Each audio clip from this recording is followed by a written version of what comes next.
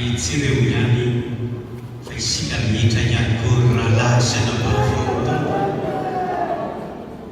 Inona ilay didy vaovao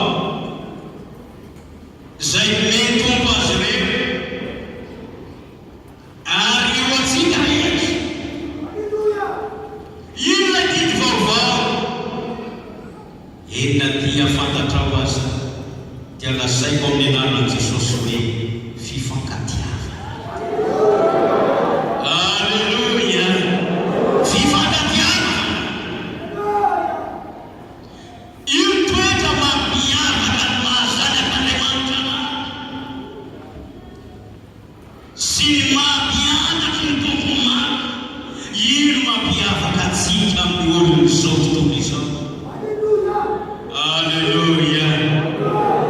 Alleluia!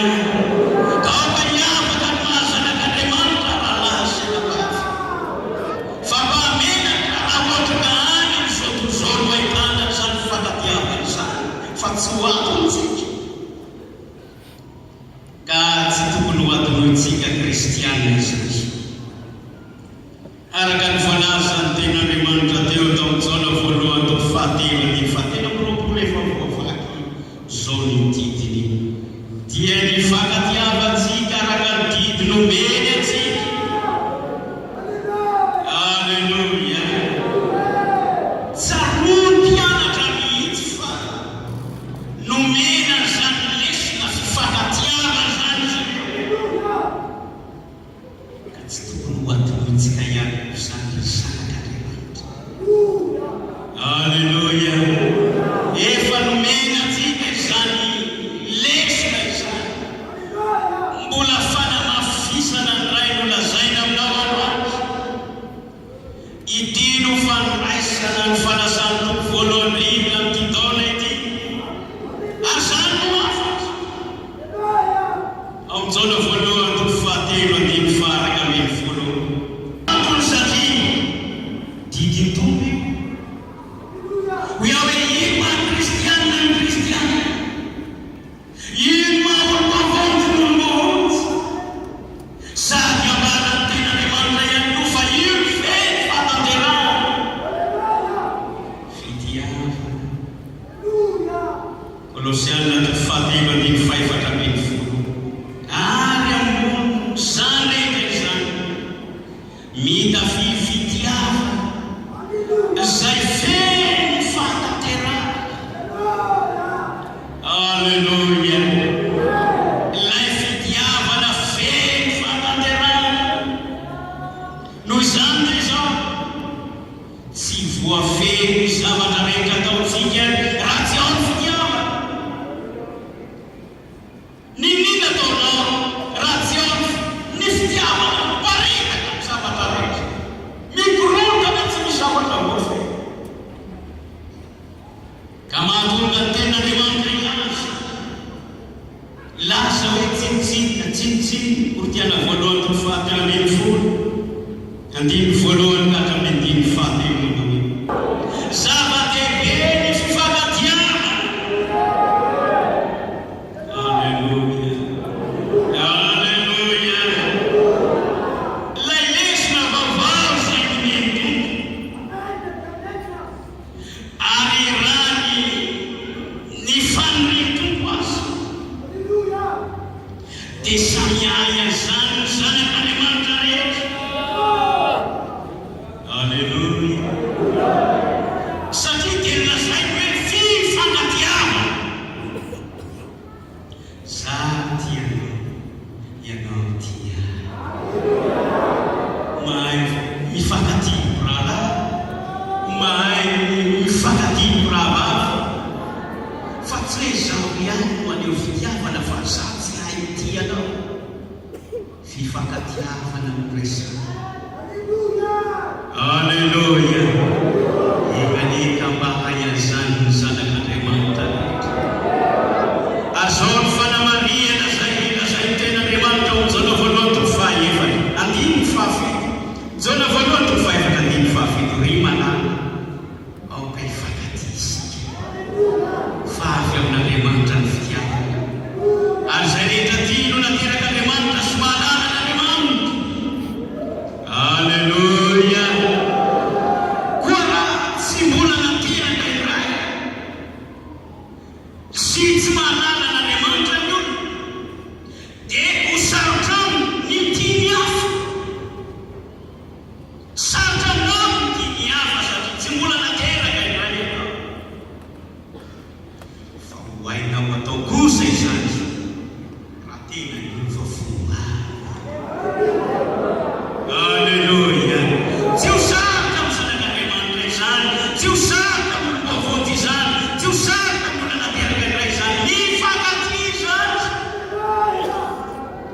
ino ary lafa-tsy sarotra amin'izay. Alleluia. Ka te ilaza aminao ary fa zava-dehibe ny fitiavana. Tena zava-dehibe. Alleluia. Alleluia. Jereo andiry Tesalonika voalohany toko fahadimy andimy fava. Fa zava-dehibe ihany koa satria lazay ten'Andriamanitra fiarovan-tratra ny fitiavana. Alleluia. Anisan'ny zavatra anankiray izay tena arovana rehefa mametraka fiarovan-tratra. Inona moa zavatra sarobidy arovana ao anatin'izany nifo? Alleluia. Tsara ny fitiavana satria anisan'ny aro ny fonao io. Zay fototry ny zavatra rehetra, io fonao io nenekina ny zavatra rehetra.